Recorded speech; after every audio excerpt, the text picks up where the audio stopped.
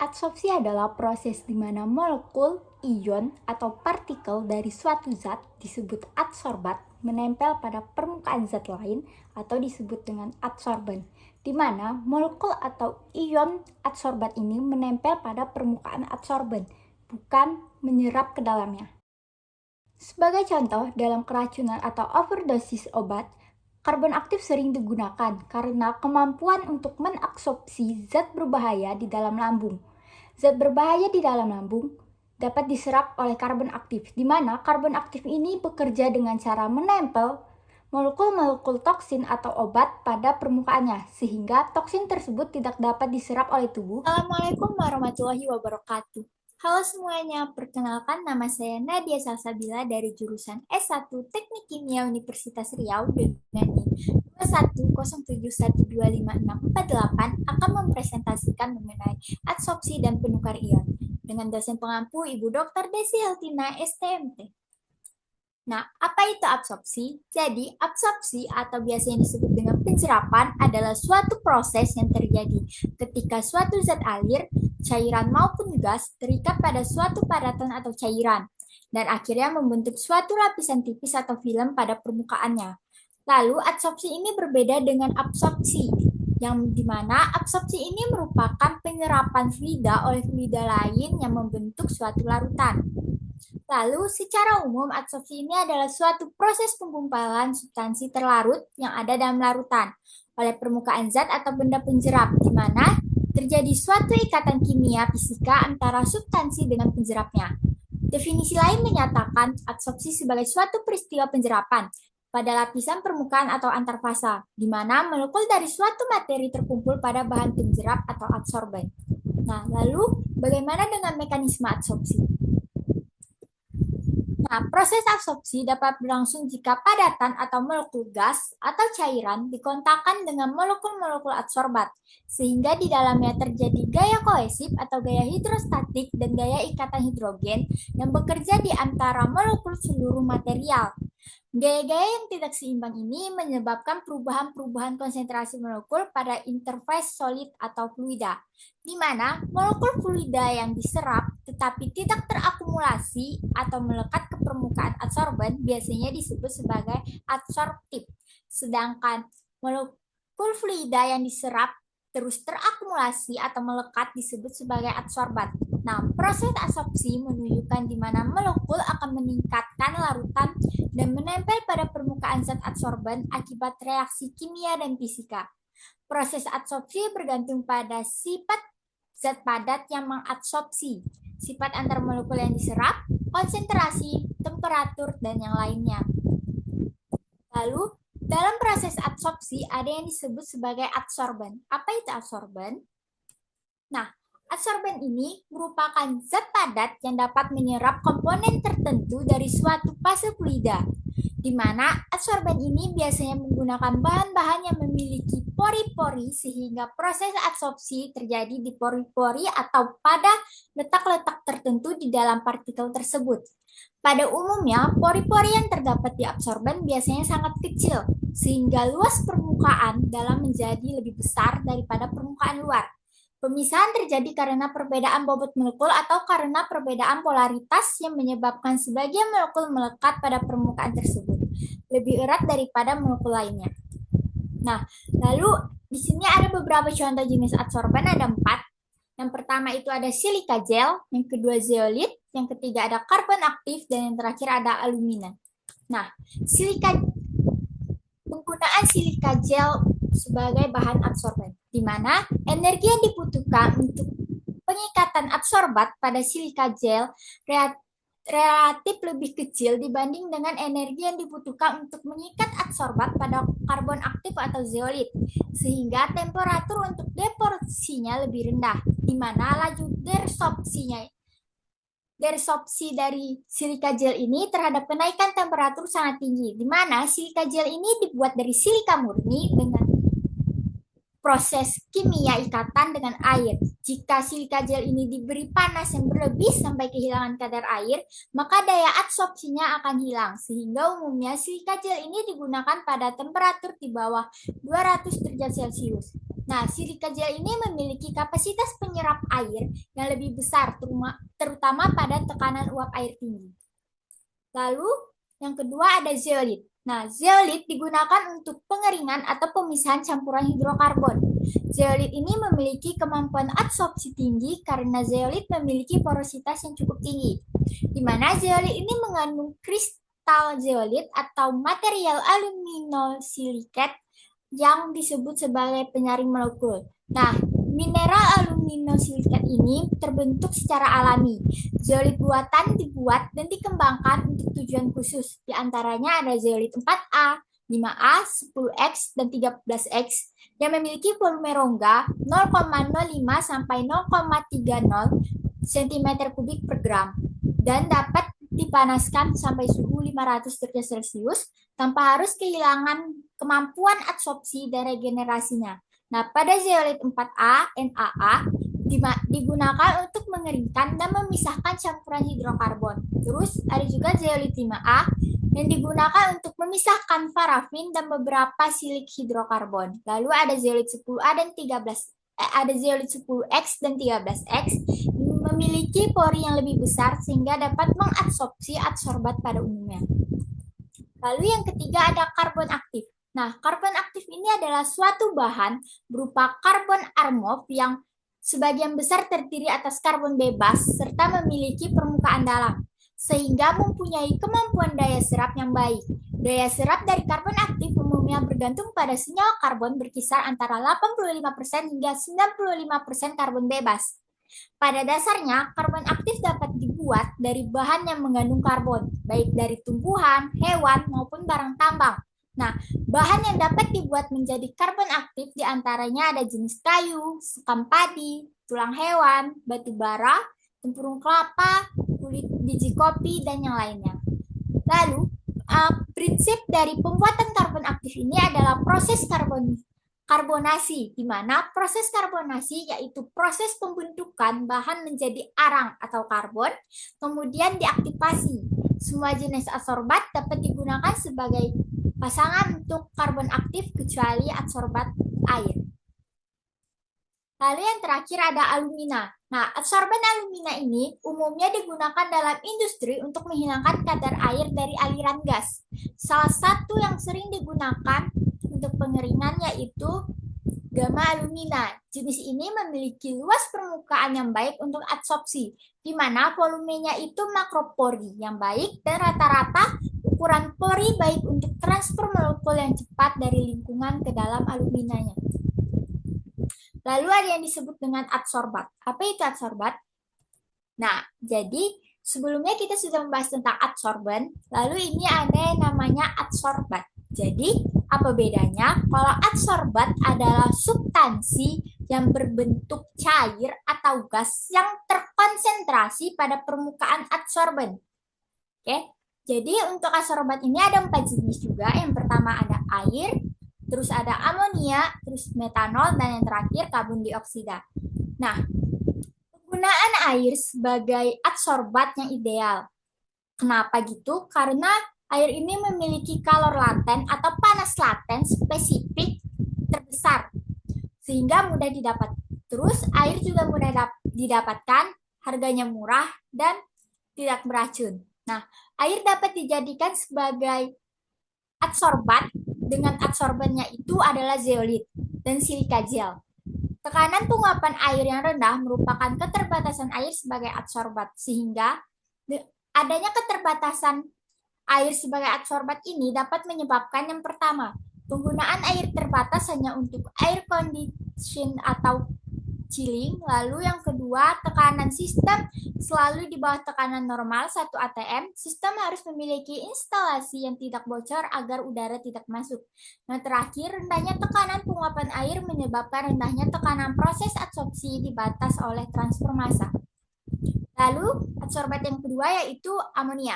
Nah, besarnya panas laten spesifik amoniak adalah setengah lebih rendah daripada panas laten air.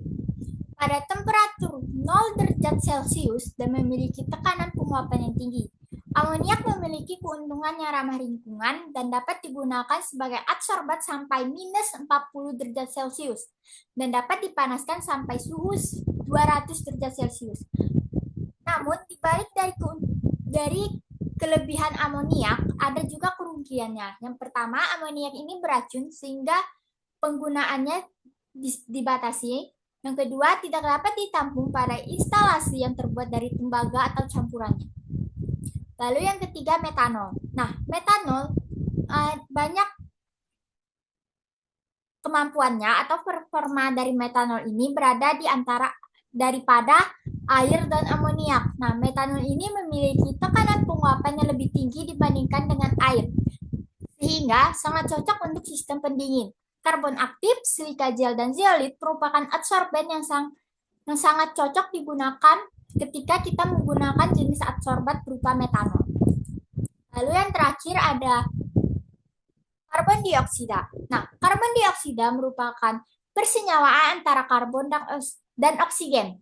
Pada kondisi tekanan dan temperatur atmosfer, karbon dioksida merupakan gas yang tidak berwarna dan tidak berbau. Karbon dioksida juga merupakan gas tidak reaktif dan tidak beracun.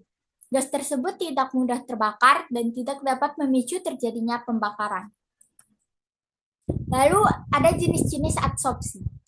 Nah, jenis-jenis adsorpsi ini ada dua. Yang pertama itu ada adsorpsi fisika dan adsorpsi kimia. Lalu adsorpsi fisika ini dia terjadi apabila gaya intermolekul itu lebih besar daripada gaya tarik antar molekul atau gaya tarik menarik yang relatif rendah antara adsorbat dengan permukaan adsorban.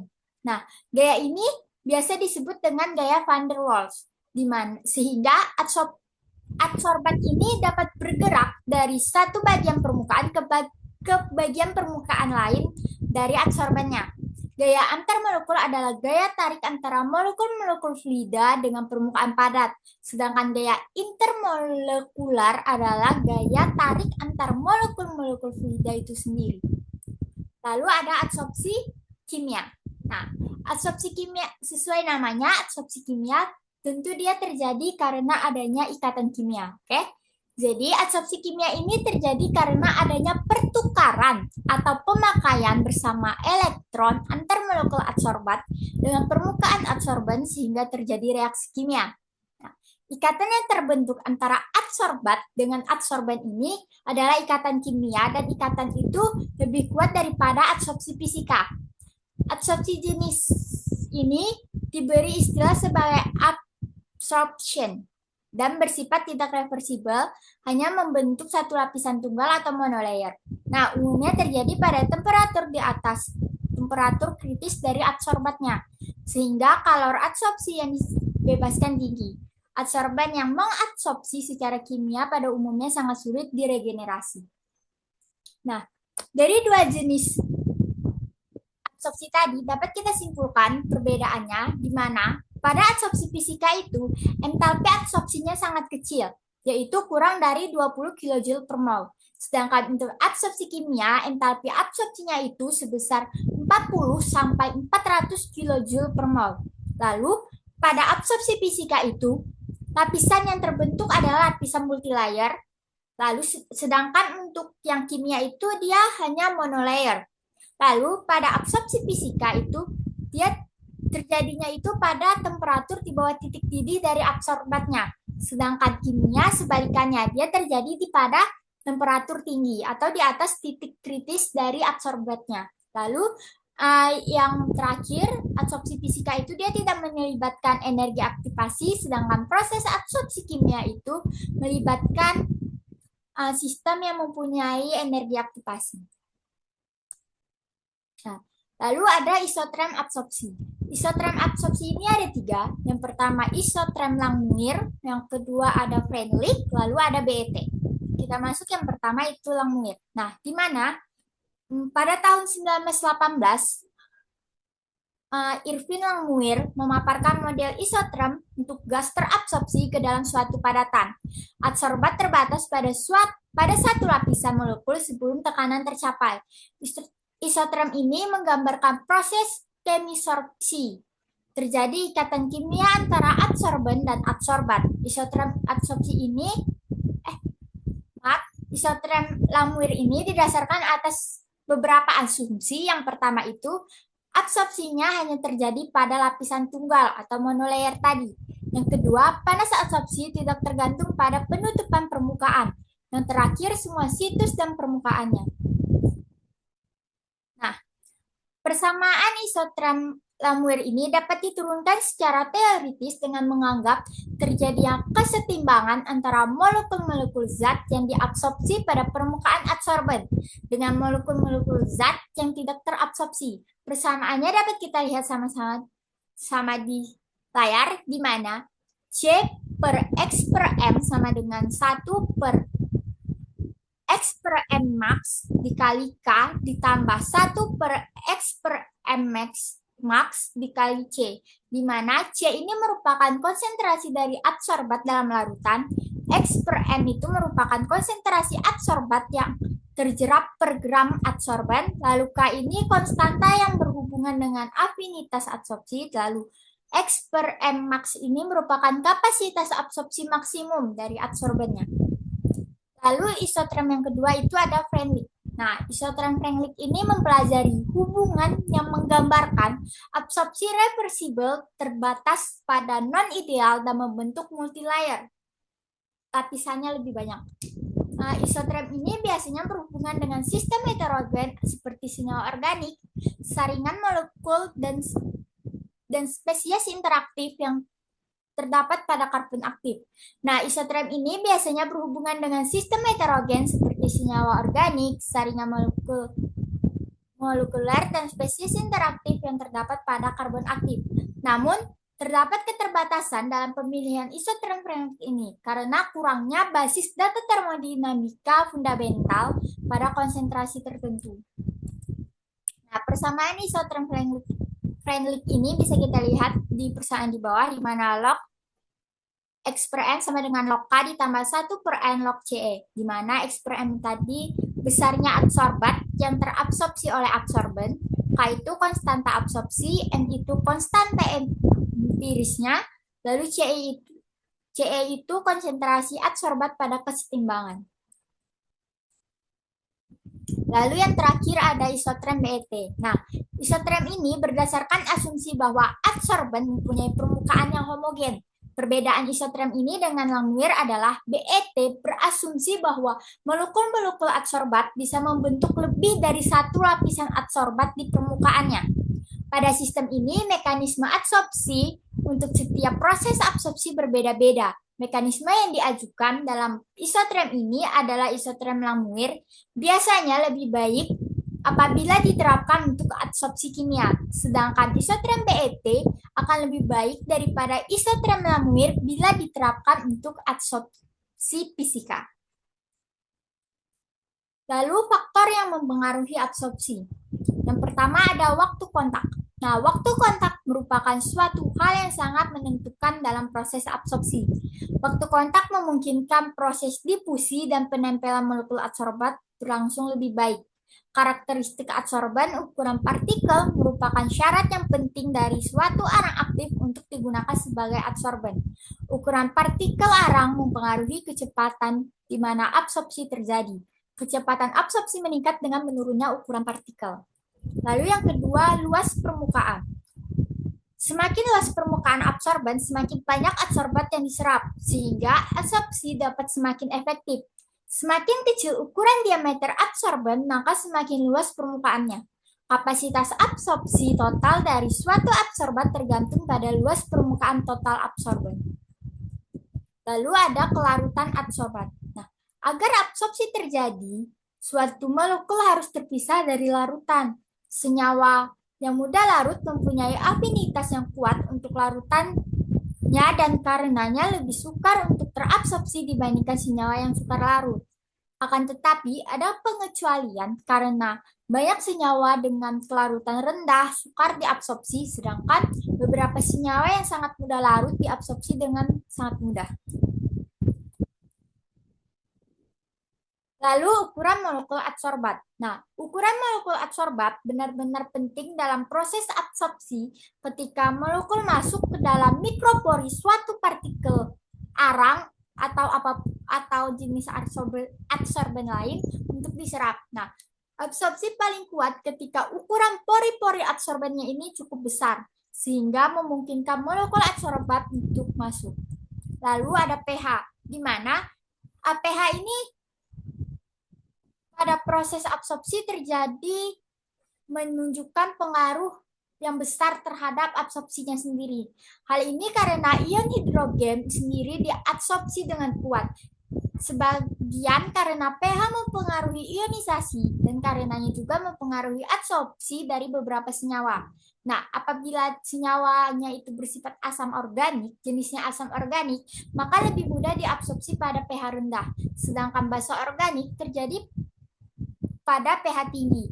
Nah, pH optimum untuk kebanyakan proses absorpsi ini harus ditentukan dengan uji laboratorium. Lalu ada temperatur. Nah, temperatur pada proses absorpsi, temperatur ini terjadi. Kenapa temperatur ini mempengaruhi? Karena temperatur ini pada proses absorpsi terjadi akan mempengaruhi kenaikan dan jumlah absorpsi yang terjadi. Nah, kecepatan absorpsi meningkat dengan meningkatnya temperatur dan menurun dengan menurunnya temperatur. Namun, ketika absorpsi merupakan proses eksoterm, derajat absorpsinya meningkat pada suhu rendah dan akan meningkat suhunya ketika dia pada proses endotherm.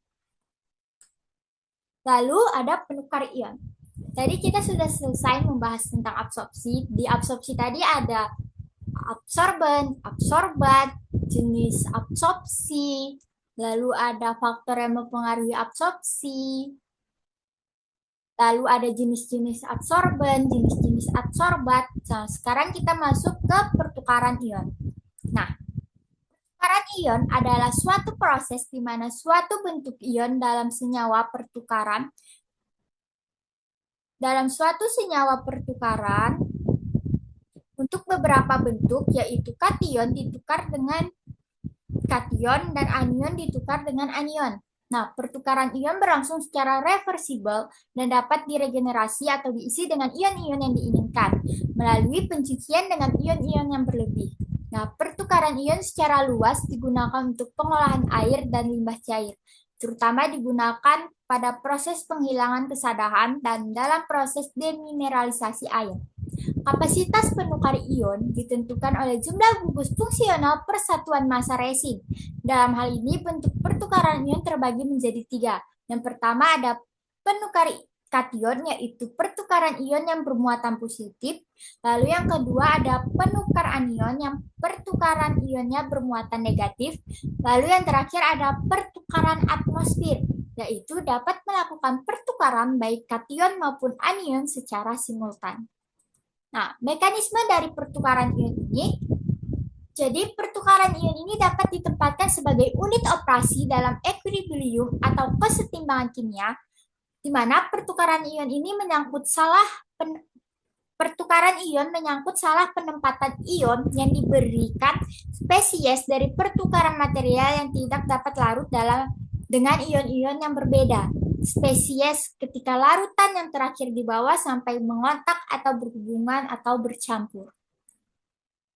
Nah, lalu ada beberapa step dari proses sistem pertukaran ion.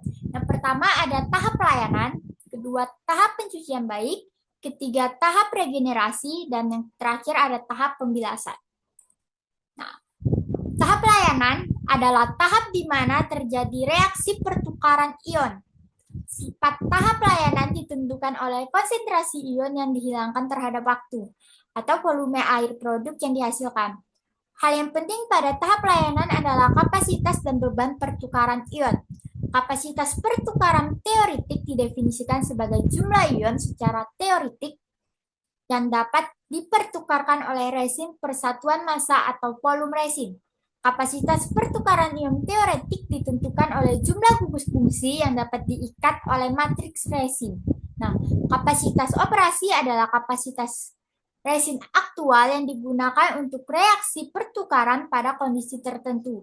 Beban pertukaran ion adalah berat ion yang dihilangkan selama tahap pelayanan dan diperoleh dari hasil kali antara volume air yang diolah selama tahap pelayanan dengan konsentrasi ion yang dihilangkan. Tahap pelayanan ini dilakukan dengan cara mengalirkan umpan dari atas. Lalu tahap yang kedua ada pencucian balik. Nah, tahap pencucian balik ini dilakukan jika kemampuan resin telah mencapai titik habis. Pencucian balik sebagai pencuci digunakan air produk. Lalu pencucian balik ini mempunyai sasaran. Yang pertama itu pemecahan resin yang tergumpal. Yang kedua penghilangan partikel halus yang terperangkap dalam ruang antar resin. Yang ketiga penghilangan kantong-kantong gas dalam embun, dan yang terakhir pembentukan ulang lapisan resin. Nah, pencucian balik ini dilakukan dengan pengaliran air dari bawah ke atas, di mana pada tahap ini terjadi pengembangan embun itu antara 50 hingga 70%. Lalu tahap yang ketiga, tahap regenerasi, di mana tahap regenerasi ini adalah proses menggantikan ion yang terserap pada resin dengan ion asal agar kapasitas pertukar ion kembali ke tingkat awal atau yang diinginkan. Karena secara teoritis jumlah larutan regenerasi yang dibutuhkan sama dengan jumlah ion yang dihilangkan. Namun regenerasi ini cenderung lebih mahal. Sehingga regenerasi ini dilakukan sebagian sesuai dengan tingkat regenerasi yang diinginkan. Tingkat regenerasi diukur dari jumlah larutan regenerasi per volume resin. Sedangkan efisiensi regenerasi menunjukkan perbandingan antara kapasitas operasi aktual dan kapasitas teoritis pada tingkat regenerasi tertentu. Resin bertukar kation kuat dengan H2 atau anion basa kuat dengan NaOH memiliki efisien regenerasinya itu mencapai 20 hingga 50%, sehingga memerlukan larutan regenerasi 2-5 kali lebih banyak daripada kebutuhan teoritis. Nah, sementara itu, resin penukar kation lemah dan anion basa lemah dapat mencapai efisiensi mendekati 100%, sehingga larutan regenerasi yang dibutuhkan lebih sedikit. Hal ini disebabkan oleh kekariban resin lemah terhadap ion H+ dan OH- yang lebih besar, serta koefisien selektivitas yang berbalik arah saat regenerasi. Nah, efisiensi penggunaan larutan regenerasi dinyatakan dengan nisbah regenerasi, yaitu rasio antara berat larutan regenerasi dengan ekivalen terhadap beban penukar ion. Semakin rendah nisbah regenerasi, maka semakin efisien penggunaannya. Lalu operasi regenerasi ini umumnya dilakukan dengan mengalirkan larutan regenerasi dari atas resin.